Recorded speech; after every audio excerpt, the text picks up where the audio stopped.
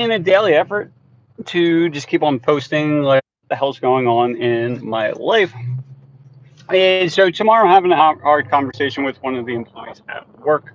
Kind of talked about this a little bit at the other videos, but basically what's happening is she went out on maternity leave, and she at that point in time, my wife, and she was doing the job for probably like a year and a half. And then, with her being on maternity leave, my wife had to get involved, like, heavily involved and, just do the job. And so what we did is there was a few changes that we put in place because basically, in her words, it's like, the customer experience, we were relating it to where she used to work, right? So she used to work for Famous Footwear. That used to be the manager, and then she and stuff like that. Basically, depending on the location you went to, basically there was the Turner Trail store, which was ran really well by her dad, and then they always called it Dirty Deptford, just because like they had, the managers weren't as good, and then like the store wasn't as clean, the customer service wasn't as good, and everything else, and that's how she's kind of compared the business. Like when she was in it and doing everything, like it was like Turnersville, and now that she's not, at like the drop off is it's been pretty significant, right? So having that conversation tomorrow, and I honestly don't know how it's going to go. It's probably not going to go over too well, but I have known this person for probably 10 plus years at this point. I used to work with them at McDonald's, brought them over, and not that they do a bad job, it's just that they were hired, they were hired to help out, and then they were promoted, and they got a hefty, and it was my fault. They went basically from making $18 an hour. I bumped them up to $23 an hour with the understanding that they had to become my wife. Well, things were okay, but again, because my wife got involved, we just saw a huge, huge drop off. Plus, we added some things in that needed to be done, but we also took things away because we had the virtual assistants from the Philippines. And long story short, she should be able to handle the job. But from a time management thing, she's not being able to handle it. She's still working like 45 hours a week, and so with my system, I was actually so with our system, we basically are making it so like you literally can't hide. Like everything's kind of documented, call volumes tracked, tasks are tracked, like literally everything. Even with the call system for the people that are answering the phone call, like literally if they don't answer the phone call and they have not been, if they've been off the phone for longer than 5 minutes, it'll show up red. Now, if they were on the phone or if they were off the phone for less than 5 minutes, it shows up as green. So everything's like color coded. So it's like very clear, like, are you doing your job or are you not doing your job? But then we had another report that was pulled that showed the total volume of incoming and outgoing calls. Like, how long were you physically on the phones, right? So in March, we have a lot of shit going on, but my wife was on the phone for the month of March for 42 hours, right? Compared to May, where this person came back, she was only on the phone for 24 hours, so almost half the amount of time. Along with that, in March, we had 3 virtual assistants start, right?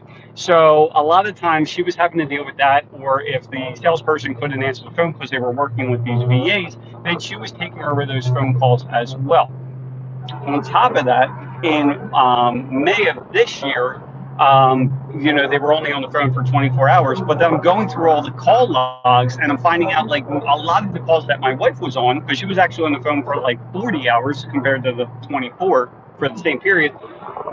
Most of it is like doing jobs that like part of the project manager job that I'm having this conversation with. So anyway, that's what I'm doing for tomorrow. I honestly don't know how it's going to go. I used to have conversations like, you need to get your shit together, like not in this terms, but more or less like, you need to get your shit together. You need to be able to do this. This is what we need to for you, blah, blah, blah. But the conversation is going to be more like, look, Maria was doing your job when you were not here. She was able to do the job within, in the 45-hour time frame. It was done correctly. It had a higher level of service attached to it. And now, when you were coming back, my wife thought that basically she was going to be able to help other areas of the business, not work quite as hard and all this other kind of stuff. And then, like, when you came back, it wasn't much better. So, what do you think we should do? Like, after you like factor in payroll tax and everything else, Like she's costing us like $75,000 to $79,000 per year. So it's going to be a conversation that's like, look, as the, as a business owner, if this was your business and this person was out and you're working all these hours, and then when this person came back, you're still working all these hours, but now you're paying $78,000 a year. Like, what would you do, right? And so we're having a conversation with my wife because we're down the shore, which we will be for the summer, and it's like, well, it's obvious at this point she can't do the job, right? Now she is a new mother. Well, she has two other kids, but this is the third kid. So maybe her priorities, it's just not in it, which is fine. But like, we got to look at the options. Like, the option is either you get your shit together and you take on the role that you're supposed to do. The other option is we drop down your rate and maybe, you become more of an assistant to my wife. Or the other option, which I don't want to do, is like you're going to have to look for another job, right? Because, like I talked in the other live videos, that we've built this structure in place to handle like doubling our business, but the business has stayed about the same just because of a few different factors. But like, I'm not going to pay out like an extra, like I added on like 100 and probably $60,000 worth of labor cost, between labor, sales manager, stuff like this, or a sales coach. Like, we're starting to look at it like, why am I putting out all this money? Like, not that we do bad financially, but like, we work too hard and we're not making enough, in my opinion. Now it's way above six figures, but like, we should not be working this hard, right? And it's not like we were just talking about her cousins. So they smoke, and they're basically, the two of them smoke a pack a day, and then for each person. So that's like $20 a day right there. Plus they go to Dunkin' Donuts every day, and the one girl's coffee is $6 every time she goes. So between the two of the things, like they're spending like $12,000 a year between coffee and cigarettes, right? And which sounds horrible. Well, it sounds crazy, but like, when we start looking at what we're paying this person and the other people, like just the one person alone is $75,000. Like, it's $1,500 a week that we're putting out, and it's like, why would you do that? Like, if they're not producing, like, why would we do that? So that's the phone conversation that we're having tomorrow.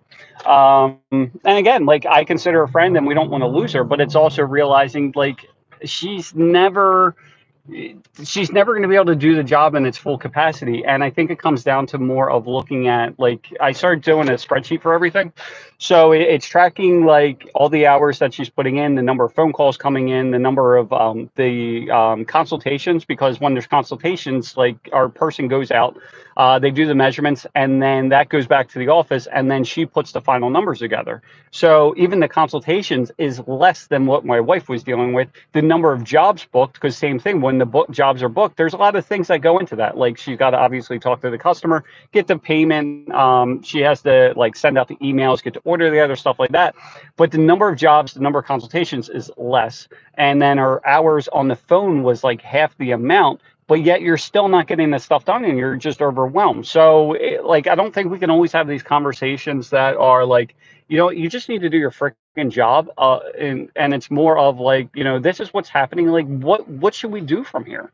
It's kind of like a sales conversation. It's the same thing. It's not like, you go into, you're talking to a customer, and it's like, you shouldn't be like just telling them everything that they need or want to hear. It's kind of like asking them questions. Like, if they say, I want to get I want to remodel my bathroom. Well, why are you looking to remodel your bathroom, right? And everything that they say, it's kind of like asking a question, another question. So that way you can gain, insight of like why they're looking to do this. And it's the same for the project manager position that we're doing now. It's like, when you have these hard conversations, like, this is what I'm noticing. Here's the proof, because you can't just say, you can't just say, I don't think you're doing your job. You have to have some kind of basis. When you first started, this is what was happening, and this is what's happening now. Unfortunately, I didn't have this call tracking and everything else 100% in place, so I couldn't go back to last year before she went on maternity leave.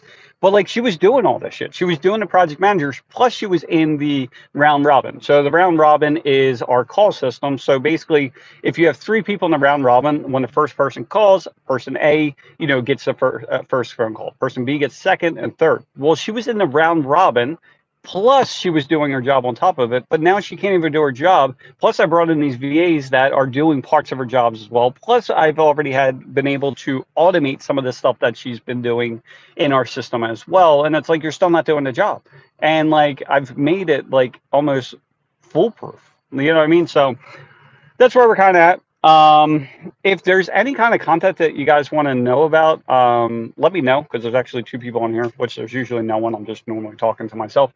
But again, it's just going to be more of these daily videos, like what we're going through. And, so I'll update the video. I'll do another video tomorrow. And it's like, this is how it went.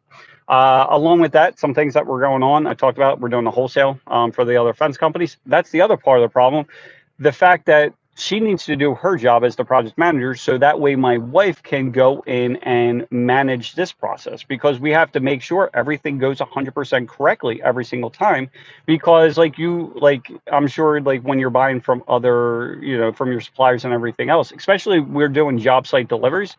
So one, if the job just doesn't show up, that's not going to be acceptable. Two, like if there's a post that's missing or a gate that's missing or something else, you can't, those mistakes, they cannot happen. But we also realize that for myself, like I'm good at starting the businesses, I'm good at putting this shit in place, but when it comes to the day-to-day operations of the business, I'm not that person. Like I'm not that guy. And we're realizing for this project manager as well, like I just don't think she's that person. And unfortunately, I'm not in a position to be able to put her in somewhere else just for the hell of it. Like I'm not, like I can't snap my fingers and be like, oh, I can afford to pay you $78,000 a year after, workman's comp and payroll taxes, all that kind of shit.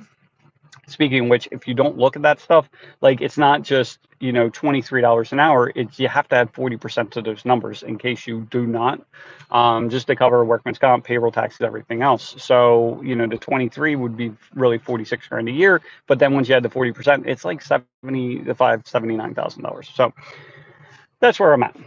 So anyway, I'm at Home Depot. I have to fix a hose bib because it got stuck on there, and the PB blaster shit didn't work, and now I got to do that. So it's been just a weekend of just fixing shit down the shore, but it is what it is. And that's the other thing. Like the amount we pay her, like I literally could have a remodel put on, addition put on, but because we're paying her all this shit, like I can't even do that.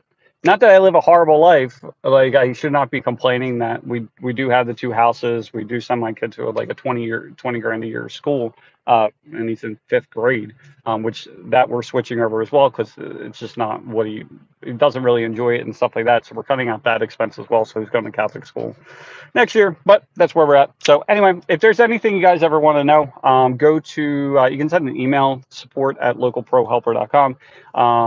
I can produce videos, stuff like that.